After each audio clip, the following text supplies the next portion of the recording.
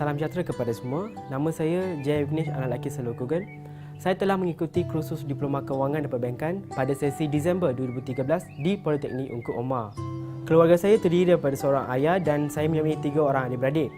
Ayah saya merupakan seorang mekanik yang bekerja di Lumut dan abang saya merupakan Human Resource Assistant di sebuah kilang di Lumut juga.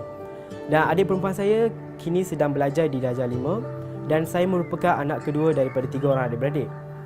Dan ibu saya telah meninggalkan kami semasa saya berusia 13 tahun, iaitu semasa saya berada di tingkatan 1. Kehidupan saya sebagai seorang pelajar telah bermula di Sekolah Kebangsaan Air Tawar. Di sana saya telah menamatkan UPSR dengan mendapat 5A dan seterusnya saya telah meneruskan pelajaran ke peringkat menengah iaitu di Sekolah Menengah Kebangsaan Ambrose Air Tawar.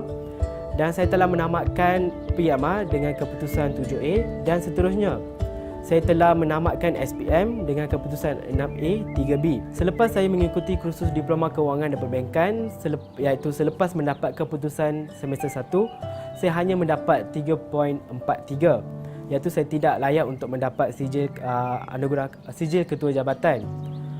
Dan seterusnya saya telah mencari di mana kesilapan saya. Dan pada semester 2 saya layak untuk mendapat pointer 3.83.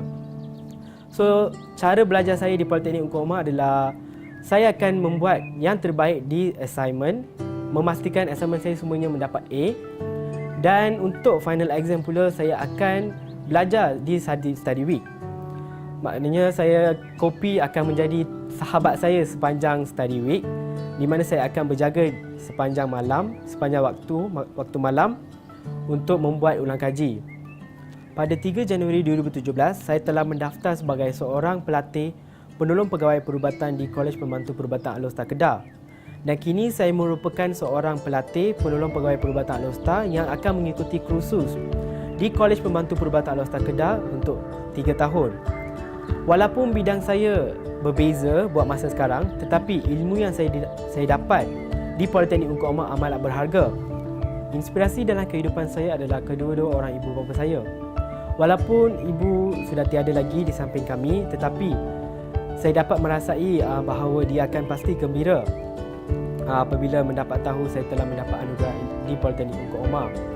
Dan kalau dia berada kat sini, pastinya dia akan peluk saya dan bercakap I love you.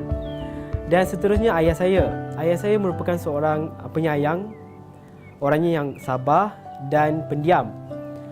Dia telah memberikan kebebasan kepada saya sepenuhnya dan keyakinan pada diri saya.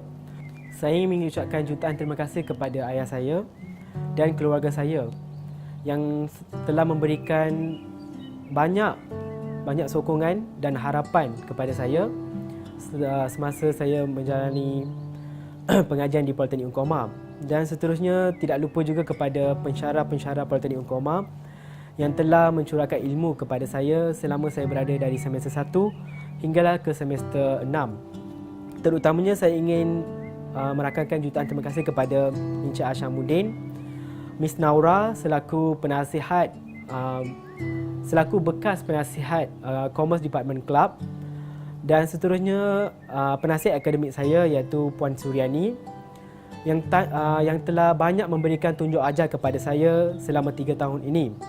Dan seterusnya rakan-rakan sekelas saya di KB 6